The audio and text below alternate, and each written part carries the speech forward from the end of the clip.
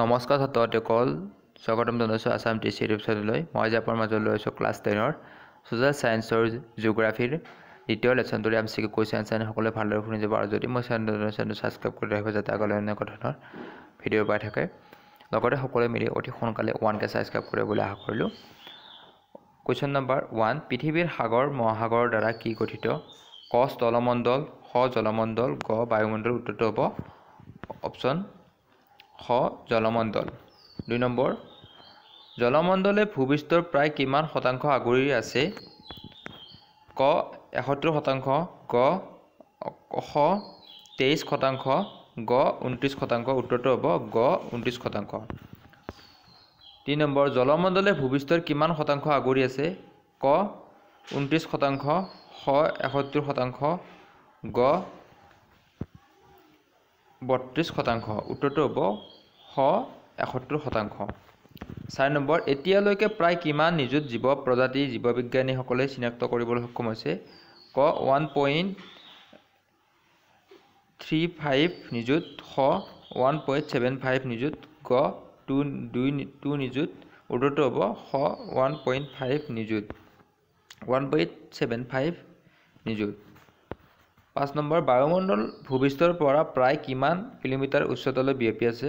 ক 480 কিলোমিটাৰ, খ 280 কিলোমিটাৰ, গ 434 কিলোমিটাৰ। উত্তৰটো হ'ব ক 480 কিলোমিটাৰ। 6 নম্বৰ কিমান চনত সুমাত্ৰাৰ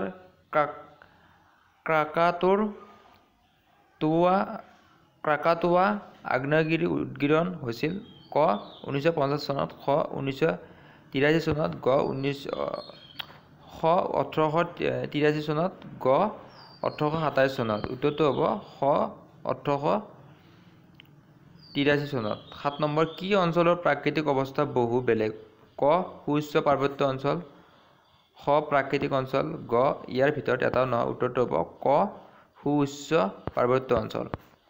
8 নম্বৰ কিয়ে আমাক পৃথিৱীখন নানা ধৰণৰ পাৰিৱেশিক সমস্যাৰ সন্মুখীন কৰিছে? ক মানুহে, খ সম্প্ৰতি, গ পৰিৱেশ। উত্তৰটো হ'ব খ সম্প্ৰতি। 9 নম্বৰ পাৰিৱেশিক সমস্যাৰ বিশেষ অধ্যয়নৰ বাবে এটা নতুন শাখা গঢ়ি তোলা হৈছে। এই শাখাটো কি বুলি কোৱা হয়?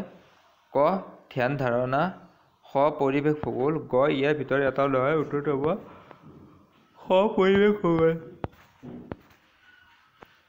10 নম্বৰ পৰিৱেশৰ উপাদানসমূহৰ প্ৰধানকৈ কেইটা মৌলিক ভাগত ভগাব পাৰি? ক 2টা ভাগত, খ 3টা ভাগত, গ 1টা ভাগত। উত্তৰটো হ'ব ক 2টা ভাগত। 11 নম্বৰ নিৰীক্ষীয় অঞ্চলত থকা ডাঠ চিৰসেউজীয়া অৰণ্যত কিমান হলপীয়া উদ্ভিদ দেখা যায়? ক 2 হলপীয়া, খ 3 হলপীয়া, গ 1 হলপীয়া। উত্তৰটো হ'ব খ 3 হলপীয়া। আজিৰ ভিডিঅ'টোত ইমানখিনি আছিল। নেক্সট আৰু এটা পাৰ্ট হ'ব এইটো লেচনৰ। তাৰপিছত মই পলিটিকেল চায়েন্স আৰু হিষ্ট্ৰীৰ এমচিকিউখিনি তোমালোকে ভালকৈ পঢ়িবলৈ আশা কৰি আজি ইমানটা ফোন কৰিছোঁ। নমস্কাৰ।